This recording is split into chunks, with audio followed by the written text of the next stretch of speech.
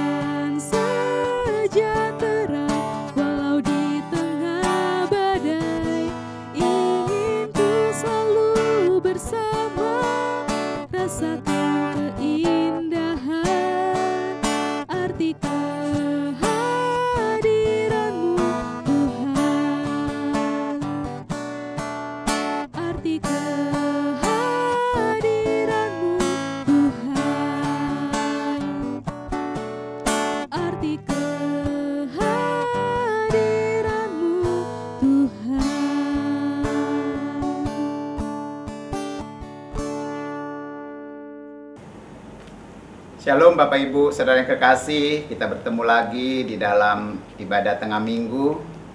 Sebelum kita mendengarkan firman Tuhan pada malam hari ini, mari terlebih dulu kita satukan hati, kita mau berdoa. Tuhan Yesus, sungguh kami bersyukur dan terima kasih kepadamu buat malam yang indah yang Kau berikan bagi kami Tuhan. Terima kasih atas pemeliharaan, penyertaan Tuhan sepanjang hari, bahkan hingga malam hari ini. Kami boleh ada sebagaimana kami ada semua karena kasih anugerah-Mu Tuhan.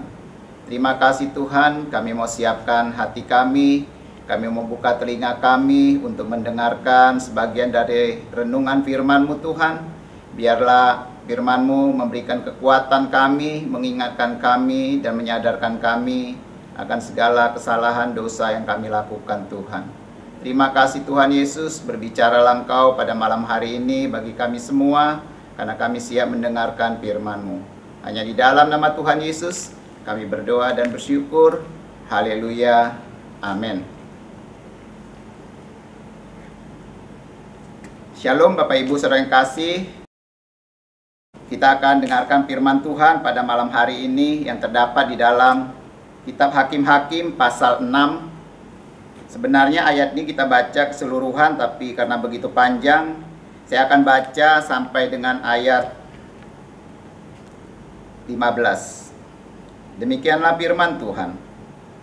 Tetapi orang Israel melakukan apa yang jahat di mata Tuhan. Sebab itu Tuhan menyerahkan mereka ke dalam tangan orang Midian 7 tahun lamanya. Dan selama itu orang Midian berkuasa atas orang Israel. Karena takutnya kepada orang Midian itu, maka orang Israel membuat tempat-tempat perlindungan di pegunungan, yakni di gua-gua dan kubu-kubu. Setiap kali orang Israel selesai menabur, datanglah orang Midian, orang Amalek dan orang-orang dari sebelah timur, lalu maju mendatangi mereka. Berkemahlah orang-orang itu di daerah mereka dan memusnahkan hasil tanah itu sampai ke dekat Gaza, dan tidak meninggalkan bahan makanan apapun di Israel, juga domba atau lembu atau keledai pun tidak. Sebab orang-orang itu datang maju dengan ternaknya dan kemahnya, dan datangnya itu berbanyak-banyak seperti belalang. Orang-orangnya dan unta-untanya tidak terhitung banyaknya. Sekaliannya datang ke negeri itu untuk memusnahkannya. Sehingga orang Israel menjadi sangat melarat oleh perbuatan orang Midian itu. Lalu berserulah orang Israel kepada Tuhan. Ketika orang Israel berseru kepada Tuhan karena orang Midian itu, maka Tuhan mengutus seorang nabi kepada orang Israel yang berkata kepada mereka, "Beginilah firman Tuhan, Allah Israel, Akulah yang menuntun kamu keluar dari Mesir dan yang membawa kamu keluar dari rumah perbudakan. Aku melepaskan kamu dari tangan orang Mesir dan dari tangan semua orang yang menindas kamu. Bahkan aku menghalau mereka dari depanmu dan negeri mereka aku berikan kepadamu. Dan aku telah berfirman kepadamu, Akulah Tuhan Allahmu, maka janganlah kamu menyembah Allah orang Amori, yang negerinya kamu diami ini. Tetapi kamu tidak mendengarkan firmanku itu. Kemudian datanglah malaikat Tuhan dan duduk di bawah pohon terbanting di Opra, kepunyaan Yoas orang Abiezer itu. Sedang Gideon anaknya mengirik gandum dalam tempat pemerasan anggur agar tersembunyi bagi orang Midian. Malaikat Tuhan menampakkan diri kepadanya dan berfirman kepadanya, demikian, Tuhan menyertai engkau, ya pahlawan yang gagah berani.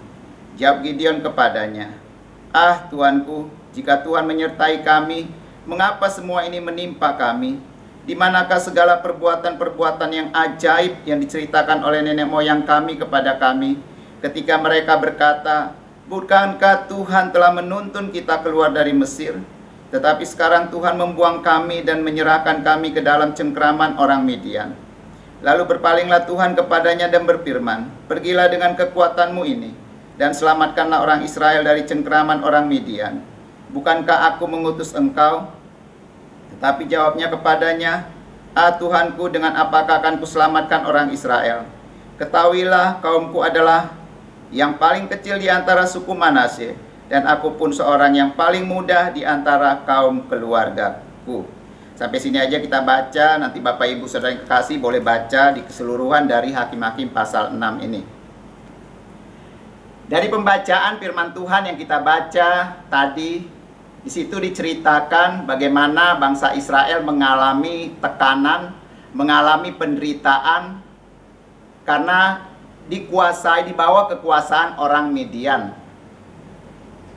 Bapak Ibu Saudara yang kekasih dalam nama Tuhan Yesus, ketika bangsa Israel mengalami tekanan, mengalami kesengsaraan karena orang Midian tersebut, maka di ayat 7 dikatakan, ketika orang Israel berseru kepada Tuhan karena orang Midian itu, maka Tuhan mengutus seorang nabi kepada orang Israel yang berkata kepada mereka, beginilah firman Tuhan Allah Israel, Akulah yang menuntun kamu keluar dari Mesir dan bawa kamu keluar dari rumah perbudakan. Nah, di sini kita lihat bahwa ketika bangsa Israel mengalami tekanan, mengalami kesengsaraan, mereka berseru kepada Tuhan, meminta pertolongan kepada Tuhan supaya mereka dapat keluar dari persoalan, dari tekanan yang mereka alami. Ini juga sering kita hadapi di dalam kehidupan kita. Saya tidak tahu apa yang menjadi pergumulan Bapak Ibu Saudara yang kekasih, tapi satu hal yang kita percaya ketika kita menghadapi tekanan, ketika kita mengalami persoalan, ketika kita mengalami masalah dalam hidup kita, ataupun itu sakit penyakit, berserulah kepada Tuhan, memintalah pertolongan kepada Tuhan, sehingga Tuhan akan memberikan jalan keluar bagi setiap persoalan kita. Nah, di pasal 6 ini diceritakan ketika mereka berseru kepada Tuhan, memohon kepada Tuhan, maka Tuhan mengirim seorang yang bernama Gideon untuk bangsa Israel, untuk menyelamatkan bangsa Israel. Tapi di ayat 15 di sini dikatakan, tetapi jawab Gideon kepada Tuhan, "Ah Tuanku, dengan apakah akan kuselamatkan orang Israel? Ketahuilah kaumku adalah yang paling kecil di antara suku Manasye, dan aku pun seorang yang paling muda di antara kaum keluargaku." Bapak Ibu Saudara yang kekasih, di sini kita lihat bagaimana Gideon merasa bahwa dia tidak mampu untuk menyelamatkan bangsa Israel. Bagaimana aku caranya untuk menyelamatkan mereka, katanya. Karena aku tidak punya kehebatan, tidak punya sesuatu yang bisa diandalkan.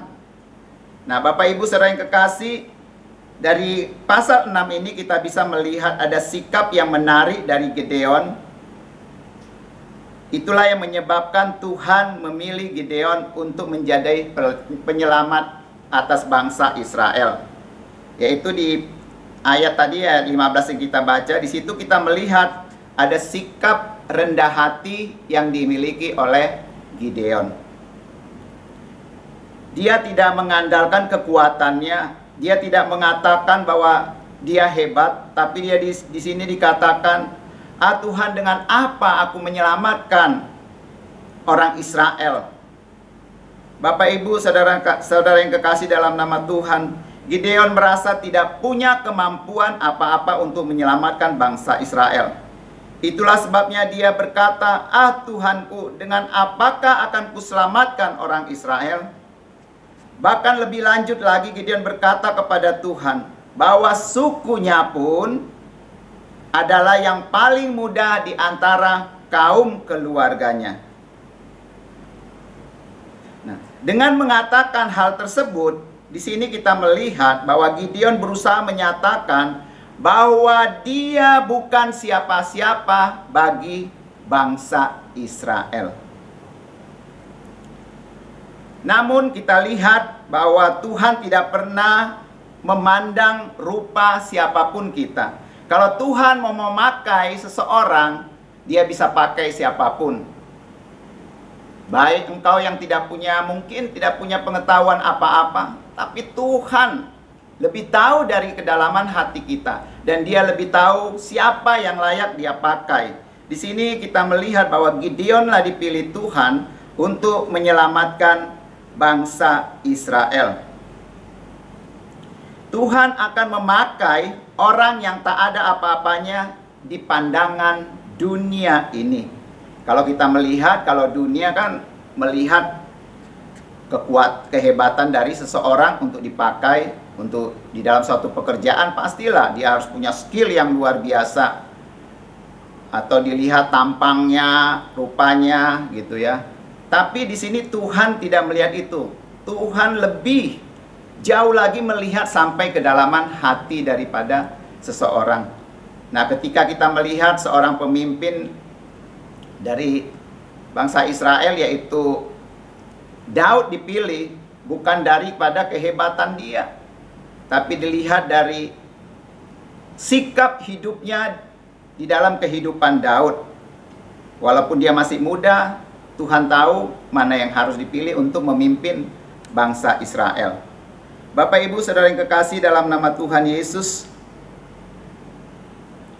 di dalam 1 Korintus 1 ayat 27 sampai 29 di situ dikatakan, kita akan buka 1 Korintus 1 ayat 27 sampai 29, demikianlah firman Tuhan. Tetapi apa yang bodoh bagi dunia dipilih Allah untuk memalukan orang-orang yang berhikmat. Dan apa yang lemah bagi dunia dipilih Allah untuk memalukan apa yang kuat.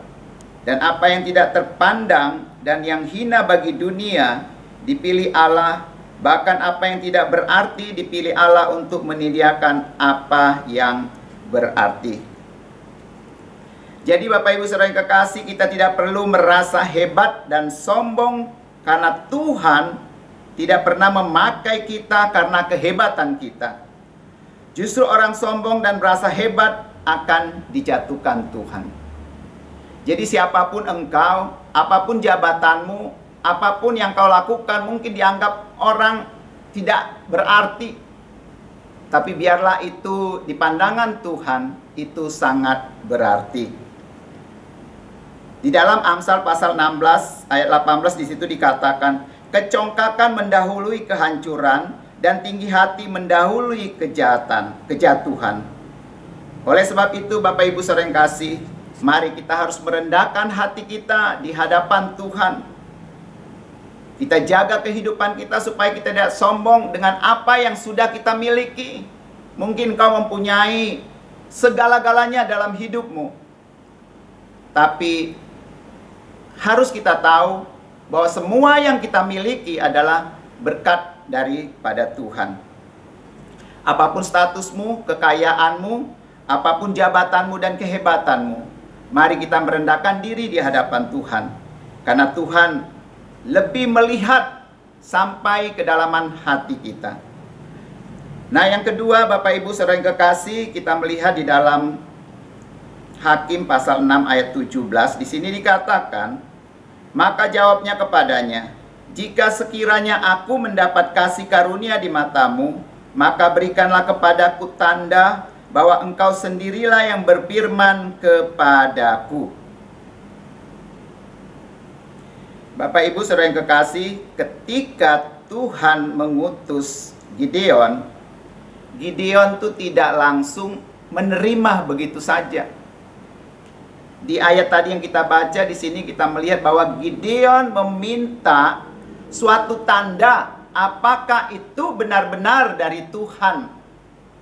Jadi dia pengen melihat bukti nyata bahwa ia yang dipilih, ia yang diutus oleh Tuhan.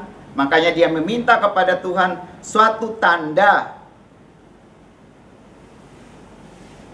Nah, dikatakan di ayat ini kalau kita baca keseluruhan sampai 2 kali Gideon meminta tanda kepada Tuhan. Nah, di Hakim-Hakim pasal 6 ayat 36 dan 37, di sini kita baca.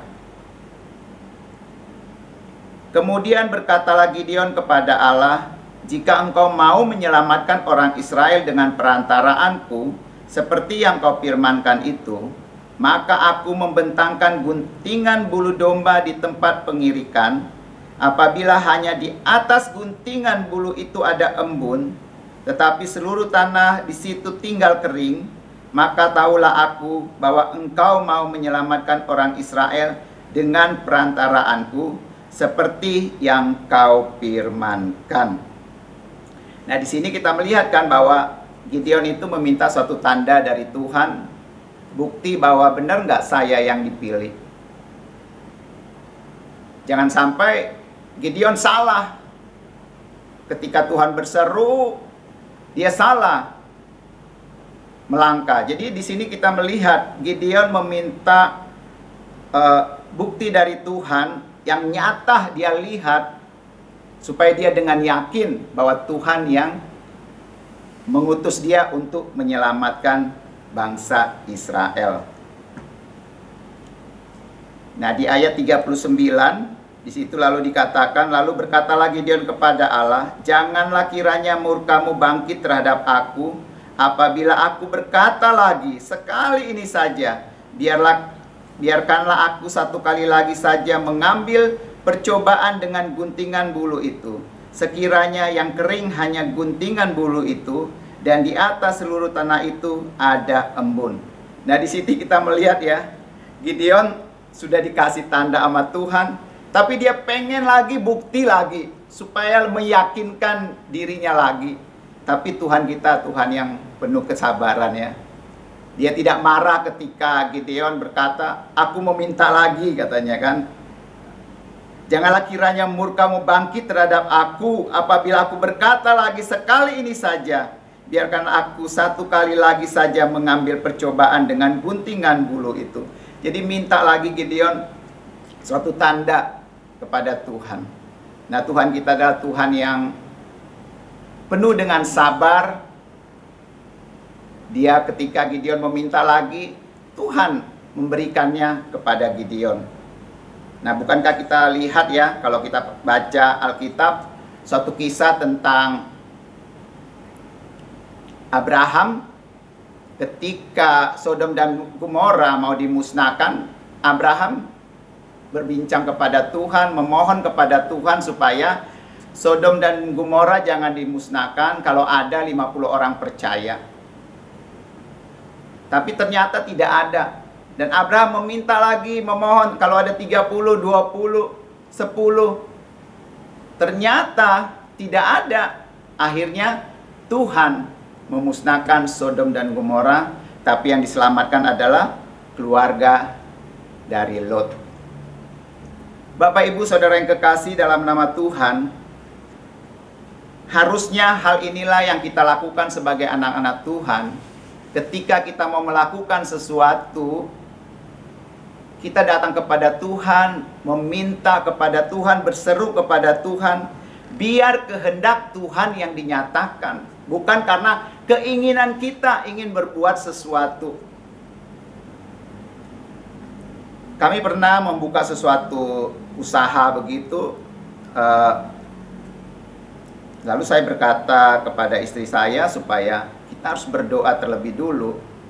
Tapi kadang-kadang kita karena semangatnya kita itu, karena semangat yang luar biasa itu, sehingga kita tidak mau menunggu waktunya Tuhan. Kita buka aja, tapi pada akhirnya gagal, kitanya jadi marah kepada Tuhan. Harusnya kita sabar dulu menanti apakah Tuhan memang berkenan dengan apa yang kita lakukan. Kalau tidak berkenan, ya sudah. Jangan menjadi karena keinginan kita harus disesuaikan dengan keinginan Tuhan. Tidak. Harus keinginan Tuhanlah yang kita lakukan. Harus seturut dengan kehendak daripada Tuhan. Bapak Ibu Saudara yang kekasih dalam nama Tuhan, seperti yang saya katakan tadi, seringkali kita melakukan sesuatu tanpa bertanya pada Tuhan.